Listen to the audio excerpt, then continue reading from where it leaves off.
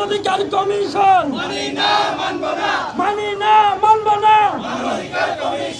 বাংলাদেশে কার্যালয় কেন? নিয়ম জবাব চাই। বাংলাদেশে কার্যালয় কেন? মানবাধিকার চলে, চক্রান্ত চলে, একই চক্রান্ত চলে, মানবাধিকার চলে,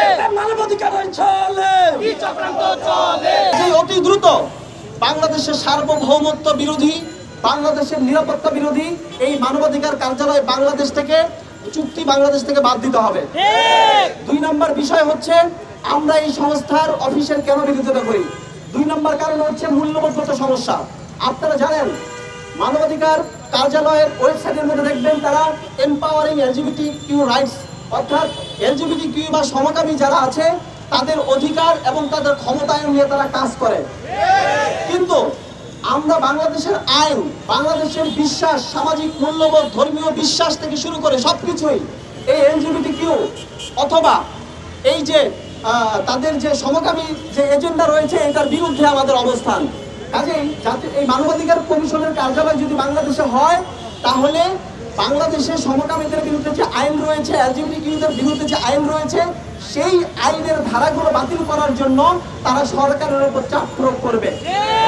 একই সাথে বাংলাদেশের শিক্ষা প্রতিষ্ঠানগুলো ঢাকা বিশ্ববিদ্যালয় সহ স্কুল, কলেজ, অন্যান্য ইউনিভার্সিটি, মাদ্রাসা সহ সকল শিক্ষা প্রতিষ্ঠানের সিলেবাসের মধ্যে, শিক্ষা কারিকুলামের মধ্যে, শিক্ষা নীতির মধ্যে তারা এলজিবিটিকিউ, এই সমকামিতা, ট্রান্সজেন্ডার ইত্যাদি বিকৃতপনাকে অ্যাড করার জন্য, যুক্ত করার জন্য সরকারের উপর চাপ সৃষ্টি করবে।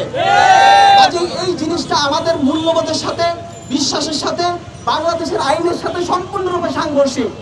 অতএব আমরা কোনোভাবেই বাংলাদেশে জাতিসংঘের মানবাধিকার কার্যালয়ের অফিস মেনে নিতে পারি না।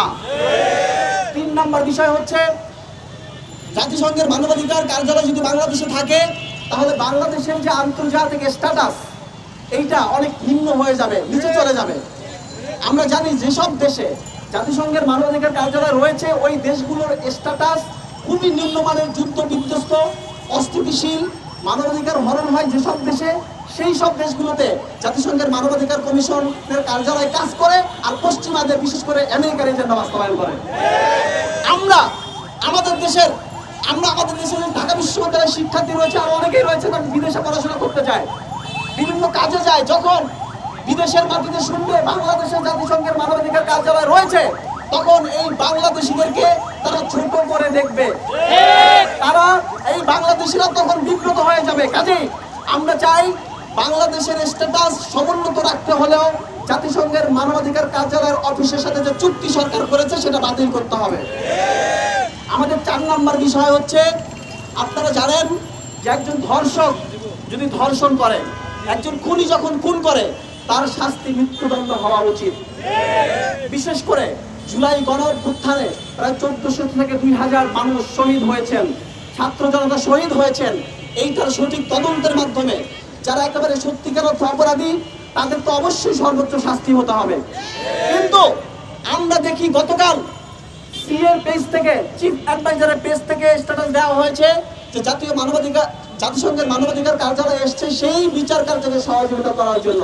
অথচ আমরা দেখি জাতিসংঘের মানবাধিকার কার্যালয়ের ওয়েবসাইটের মধ্যে তারা লিখেছে তারা মৃত্যুদণ্ড চায় না কখনোই। যত বড় অপরাধী হোক না কেন, ধর্ষক হোক, খুনি হোক, গণহত্যাকারী হোক, কারো মৃত্যুদণ্ড তারা চায় না, সর্বোচ্চ শাস্তি তারা চায় না। সো আমরা মনে করি এই যে জাতিসংঘের যে মানবাধিকার কার্যালয় এসছে এটার মধ্যে বিরাট ষড়যন্ত্র রয়েছে। তারা খুনিদের, গণহত্যাকারীদের বিচার কার্যে বরং তারা সহযোগিতা করবে না, বরং বাধা দিবে। তাদেরকে কি উদ্দেশ্যে বাংলাদেশে নিয়ে এসছে ইন্টারিম, সেই জবাব ইন্টারিমকে দিতে হবে। কাজেই এই 4টি ছিল আমাদের মূল কারণ। আরো অনেক কারণ রয়েছে, আমাদের ভাইরা, আমাদের শিক্ষার্থী বন্ধুরা আলোচনা করবে। এই 4টি দাবির কারণে, 4টি মূল ইস্যুর কারণে আমরা অন্তর্বর্তী সরকারকে বলবো যে আপনি অতি দ্রুত জাতিসংঘের মানবাধিকার কার্যালয়ের যে অফিসের সাথে চুক্তি করেছেন সেটি বাতিল করে জাতিসংঘ যেখানে ছিল সেখানে পাঠিয়ে দেন। নইলে ঢাকা বিশ্ববিদ্যালয়ের শিক্ষার্থীরা বসে থাকবে না, তীব্র আন্দোলন করে তুলবে, বাধ্য করবে সরকারকে। কাজেই আমরা কঠোর হতে চাই না, নমনীয় থাকতে চাই।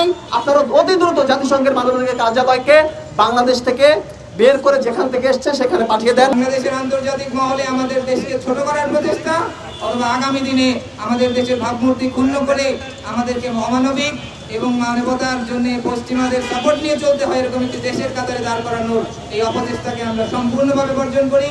আমাদের সুস্পষ্ট বক্তব্য, বাংলাদেশ থেকে মানবাধিকার কমিশনের সকল কার্যক্রম স্থগিত করে দিতে হবে। বাংলাদেশের যেই প্রাতিষ্ঠানিক প্রতিষ্ঠার মাধ্যমে মানবাধিকার নিশ্চিত করা যাবে, যে জুডিশিয়ারির ইন্ডিপেন্ডেন্স নিশ্চিত করার মাধ্যমে মানবাধিকার নিশ্চিত করা যাবে, আমাদের দেশে মানবাধিকার কমিশনকে পুনর্গঠন করার মাধ্যমে মানবাধিকার নিশ্চিত করা যাবে, আইনগত কোনো ত্রুটি থাকলে সেই আইনের সংস্কার করার মাধ্যমে যেভাবে মানবাধিকার প্রতিষ্ঠা করা যাবে দেশের মাধ্যমে, আমরা সেটি চাই। সেই এজেন্ডাকে সামনে নিয়ে আসলে আমরা আপনাদের পাশে থাকবো। কিন্তু আমাদেরকে কোনোভাবেই কোনো নাটক সিনেমা দেখিয়ে ভুল বোঝানোর চেষ্টা করবেন না। আপনাদের চরিত্র আমরা ভালো করে জানি। আমরা এই মুহূর্তে আপনাদেরকে মেনে নিয়েছি বড় শয়তান ঠেকানোর জন্য ছোট শয়তানকে ঘাড়ে নিয়েছি, কিন্তু মনে করেন না যে আপনাদের উপরে আমাদের খুব ইমান আছে। নাই, দেশের স্বার্থে আমরা শুধুমাত্র যে আপনাদেরকে হজম করছি এবং আপনাদেরকে আমরা দ্রুত সময়ের মধ্যে বিদায় নিতে হবে যদি এরকম আর কোনো এজেন্ডা আপনারা গ্রহণ করে থাকেন।